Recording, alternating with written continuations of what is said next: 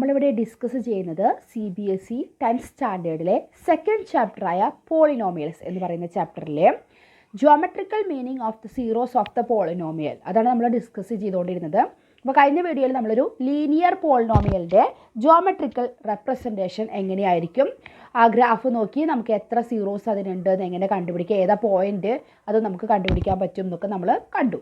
ഇനി നമ്മളൊരു quadratic polynomial ആണെങ്കിൽ അതിൻ്റെ ജോമെട്രിക്കൽ റെപ്രസെൻറ്റേഷൻ എങ്ങനെ ഇരിക്കും, അതിൻ്റെ എത്ര സീറോസ് ഉണ്ട്, അതൊക്കെ നമുക്ക് ആ ഗ്രാഫ് നോക്കിയിട്ട് എങ്ങനെ കണ്ടുപിടിക്കാമെന്ന് നോക്കാം.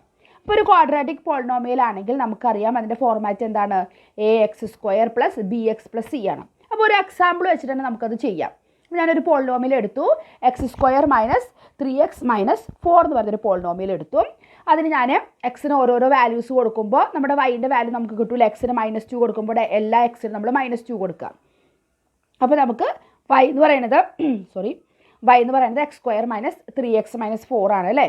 അപ്പോൾ എക്സിന് -2 കൊടുക്കുമ്പോൾ എനിക്ക് 6 കിട്ടി, -1 കൊടുത്തപ്പോൾ 0 കിട്ടി, 0 എന്നുള്ള വാല്യൂ കൊടുക്കുമ്പോൾ കണ്ടു ഈ ടൈം എല്ലാം പോയിട്ട് -4 കിട്ടി, 1 കൊടുത്തപ്പോൾ -6, 2 കൊടുത്തപ്പോഴും -6 തന്നെയാണ്, 3 കൊടുത്തപ്പോൾ -4 കിട്ടി, 4 കൊടുത്തപ്പോൾ 0, 5 കൊടുത്തപ്പോൾ 6. അങ്ങനെ നമുക്ക് ഓരോ വാല്യൂസ് കൊടുത്തിട്ട് നമ്മളവിടെ ആ കോർഡിനേറ്റ്സ് എക്സിന് വൈന് കോർഡിനേറ്റ്സ് പെയർ കണ്ടുപിടിച്ചു. അത് വെച്ചിട്ട് ആദ്യം നമ്മൾ X ആക്സിസ് Y ആക്സിസ് വരച്ചു. അതിനുശേഷം നമ്മൾ ആ പോയിന്റുകളൊക്കെ മാർക്ക് ചെയ്തു. -2, 6, -1, 0, 0, -4 അതെല്ലാ പോയിന്റുകളും കൂടി നമ്മളിങ്ങനെ മാർക്ക് ചെയ്തപ്പം നമുക്ക് ഈ ഒരു രീതിയിലാണ് കിട്ടിയിരിക്കുന്നത്. കണ്ടോ, ഈ ഒരു രീതിയിലാണ് നമുക്ക് കിട്ടിയിരിക്കുന്നത്. ഈ ഒരു ഷേപ്പിന് പറയുന്ന പേരാണ് എന്ത്, പരാബോള. ഈ ഒരു ഷേപ്പിന് പറയുന്ന പേരെന്താണ്, പരാബോള. അപ്പോൾ ഒരു ക്വാഡ്രാറ്റിക് പോളിനോമിയലിൻ്റെ ഗ്രാഫ് വരയ്ക്കുമ്പോൾ നമുക്ക് എന്തായിരിക്കും കിട്ടുക, ഒരു പരാബോളയാണ് കിട്ടുക. ലീനിയർ പോളിനോമിയൽ വരച്ചപ്പോൾ നമുക്ക് ഒരു സ്ട്രെയിറ്റ് ലൈൻ കിട്ടിയില്ലേ, അതേപോലെ ക്വാഡ്രാറ്റിക് പോളിനോമിയൽ ആണെങ്കിൽ നമുക്ക് കിട്ടുക ഒരു പരാബോളയായിരിക്കും. ഇത് ചില വ്യത്യാസമുണ്ട്. ഇതിപ്പോൾ നമുക്ക് മുകളിലേക്ക് ഓപ്പൺ ആയിട്ട് കിട്ടുക അല്ലേ, അപ്വേർഡ്. ഇത് ചിലത് ഡൗൺവേർഡ്, താഴത്തേക്കായിരിക്കും ഓപ്പൺ ആയിട്ട് വരിക. ചിലപ്പോൾ അങ്ങനെ വ്യത്യാസങ്ങൾ ഉണ്ടായിരിക്കാം. അല്ലെങ്കിൽ ഷേപ്പ് എന്ന് പറയുന്നത് പരാബോള ഷേപ്പിലായിരിക്കും. അപ്പോൾ അത് മനസ്സിലായല്ലോ.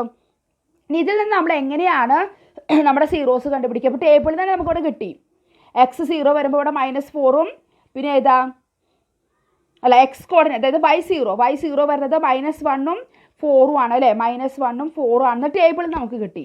അപ്പോൾ അതേപോലെ ഇവിടെ നോക്കിയേ, നമ്മൾ എന്തായിരുന്നു പഠിച്ചിട്ടുണ്ടായിരുന്നത്, X കോർഡിനേറ്റ് എവിടെയാണോ അത് X ആക്സിസിൽ ഇൻ്റർസെക്റ്റ് ചെയ്തിരിക്കുന്നത് ഈ പരാബോള.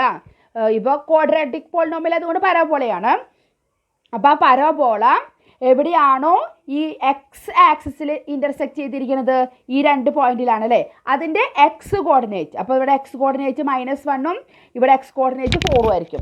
Y കോർഡിനേറ്റ്സ് നമുക്കറിയാം ഓൾറെഡി അത് എന്തായിരിക്കും, X ആക്സിസിലായതുകൊണ്ട് അത് 0 ആയിരിക്കും.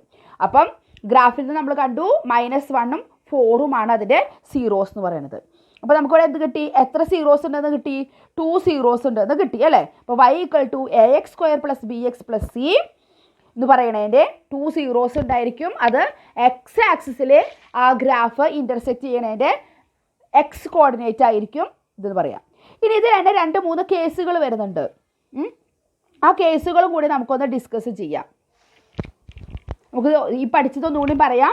The zeros of A quadratic polynomial AX² + BX + C A ≠ 0. A 0 ആയി കഴിഞ്ഞാൽ ഇതൊരു ക്വാഡ്രാറ്റിക് പോളിനോമിയൽ അല്ല, അതുകൊണ്ടാണ് A 0 ആവാൻ പാടില്ല എന്ന് പറയുന്നത്. Are precisely the X coordinates of the points where the parabola representing Y = AX² + BX + C intersects the X axis. എല്ലാം അതേപോലെ തന്നെ X ആക്സിസിൽ എവിടെ ഇൻ്റർസെക്റ്റ് ചെയ്യണു അതിൻ്റെ X കോർഡിനേറ്റ്. ഇനി 3 കേസുകൾ ഇതിൽ വരുന്നുണ്ട്. അതായത് പരാബോളയാണെന്ന് പറഞ്ഞു. പക്ഷെ പരാബോള നമ്മളിപ്പോൾ വരച്ച പോലെ ഈ ഒരു ഷേപ്പിൽ വരാം, അല്ലെങ്കിൽ ഇങ്ങനെ താഴത്തേക്ക് മുകളിലേക്ക് ഓപ്പൺ ആയിട്ടുള്ളതും താഴത്തേക്ക് ഓപ്പൺ ആയിട്ടുള്ളതും എങ്ങനെ വേണമെങ്കിലും വരാം. ഇങ്ങനെ വരുന്ന ഗ്രാഫിൽ നമ്മൾ നോക്കിയേ, ഇവിടെ കണ്ടു A' 2 പോയിന്റിൽ അവിടെ ഇൻ്റർസെക്റ്റ് ചെയ്യുന്നുണ്ട്. ഇവിടെയും 2 പോയിന്റിൽ X ആക്സിസിൽ അത് ഇൻ്റർസെക്റ്റ് ചെയ്യുന്നുണ്ട്. അപ്പോൾ ഇതിന് എത്ര സീറോസ് ഉണ്ടാവും, 2 സീറോസ് ഉണ്ടായിരിക്കും. ഇനി ഇങ്ങനെയുള്ള ചില ഗ്രാഫുകൾ ഇതും പരാബോള തന്നെയാണ് അല്ലേ. ഇവിടെ നോക്കിയേ, X ആക്സിസിൽ ഒറ്റ പോയിന്റിൽ മാത്രമേ ഇത് ഇൻ്റർസെക്റ്റ് ചെയ്യണുള്ളൂ. അപ്പോൾ ഇതിൻ്റെ അർത്ഥം എന്താണ്, ഇതിൻ്റെ അർത്ഥം 2 സീറോസ് ഉണ്ട്, പക്ഷെ 2 സീറോയും തന്നെയാണ് ഒന്ന് തന്നെയാണ്. അപ്പോൾ 0, 2 ആണെന്ന് വിചാരിക്കേ, അപ്പോൾ അടുത്ത സീറോയും എന്ത് തന്നെയാണ്, 2 തന്നെയാണ്. അപ്പോൾ 2 സീറോ ഉണ്ടെങ്കിൽ 2 സീറോയും ഈക്വൽ ആണ്. അപ്പോൾ ഒറ്റ പോയിന്റിലാണല്ലോ അവിടെ ഇൻ്റർസെക്റ്റ് ചെയ്യാം. അപ്പോൾ ഇതിന് നമ്മൾ 1 0 എന്നാണ് പറയുക. അതായത് 2 സീറോയും ഒന്ന് തന്നെയാണ്. ഇനി ഈ ഒരു തരത്തിലുള്ള ഗ്രാഫുകൾ വരാം. കണ്ടോ, ഇത് എവിടെയും ടച്ച് ചെയ്യുന്നില്ല, എക്സ് ആക്സിസിൽ എവിടെയും അത് ടച്ച് ചെയ്യുന്നില്ല, ഇൻ്റർസെക്റ്റ് ചെയ്യണില്ല. അപ്പോൾ അതിൻ്റെ അർത്ഥം ആ ഒരു ക്വാഡ്രാറ്റിക് പോളിനോമിയലിന് സീറോസ് ഒന്നും ഇല്ല എന്നാണ്. അപ്പം 3 തരം കേസ് നമ്മൾ കണ്ടു. ആദ്യത്തെ കേസിൽ 2 സീറോസ് ഉണ്ട്, അതായത് എക്സ് ആക്സിൽ 2 സ്ഥലത്ത് അത് ഇൻ്റർസെക്റ്റ് ചെയ്യുന്നുണ്ട്. രണ്ടാമത്തെ കേസിൽ ഒറ്റ പോയിന്റിലാണ്, അപ്പോൾ 2 സീറോയും ഒന്ന് തന്നെയാണെന്നാണ് പറയുന്നത്, ഈക്വൽ സീറോ ആണ്. മൂന്നാമത്തെ കേസിൽ എവിടെയും ഇൻ്റർസെക്റ്റ് ചെയ്യുന്നില്ല, അതിൻ്റെ അർത്ഥം അതിന് സീറോസ് ഇല്ല എന്നാണ്. അപ്പോൾ ഒരു ക്വാഡ്രാറ്റിക് പോളിനോമിയൽ ആണെങ്കിൽ, അല്ലെങ്കിൽ ഡിഗ്രി 2, അതാണല്ലോ നമ്മൾ ക്വാഡ്രാറ്റിക് പോളിനോമിയൽ എന്ന് പറയുന്നത്, അതിന് അറ്റ്മോസ്റ്റ് 2 സീറോസ്, അതായത് മാക്സിമം 2 സീറോസ് വരെ വരാം. 2 ആവാം, ചില കേസിൽ 1 ഉണ്ടാവുള്ളൂ, ചില കേസിൽ ഒരു സീറോസും ഇല്ലാത്ത ക്വാഡ്രാറ്റിക് പോളിനോമിയലും ഉണ്ടാവാം. അപ്പോൾ ഒരു ക്വാഡ്രാറ്റിക് പോളിനോമിയല് 2 സീറോസാണ് മാക്സിമം ഉണ്ടാവുക.